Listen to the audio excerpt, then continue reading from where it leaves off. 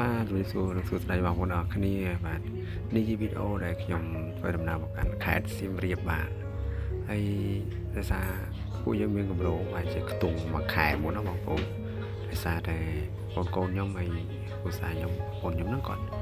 រៀបចំ plan មកហ្នឹងគឺដើម្បីធ្វើគូកំណើតខ្ញុំដើម្បីឆ្នាំនេះចង់មកលេងសៀមរាបអញ្ចឹងណាដើម្បីមកលេងកន្លែងផ្សេងនៅក្នុងខេត្តសៀមរាបដែលគេល្បីហ្នឹងហើយវាចំនឹងថ្ងៃដែលកូនខ្ញុំហ្នឹងគាត់រៀនចប់ហើយគាត់សុំមកលេងសៀមរាបអញ្ចឹងបងប្អូនហើយគាត់មកដល់ព្រមពួកយើងមកដល់ផ្សារខ្មែរទល់មុខ Pub Street ហ្នឹងទស្សនាវីដេអូរួមដល់គ្នាcái thấyទៀត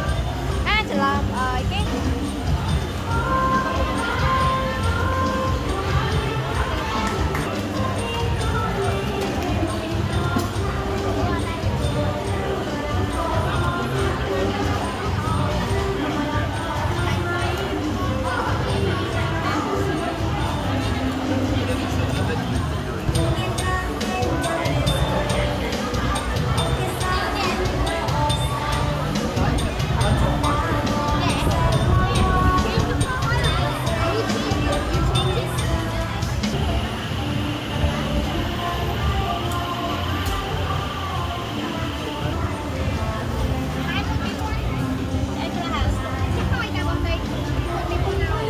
ហើយមកដល់កន្លែងនេះម្ហូបបងប្អូនប្លែកពីច្រើនសម្ពុកខ្មែរយើងរៀបចំប្លែកមក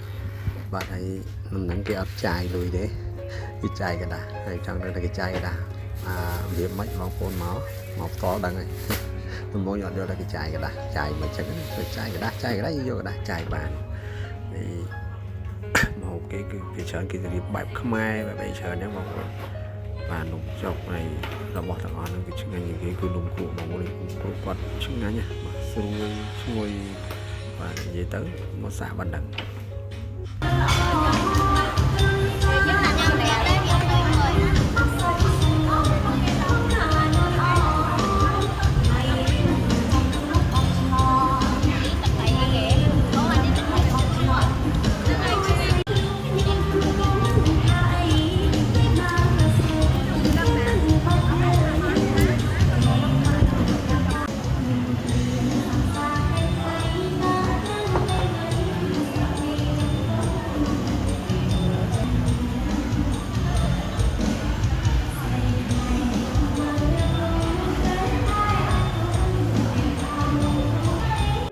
ហើយសម្រាប់បៀគេវិញយើងចង់បែបស្រាអឡុកក៏បានដាក់ជាដបក៏បាន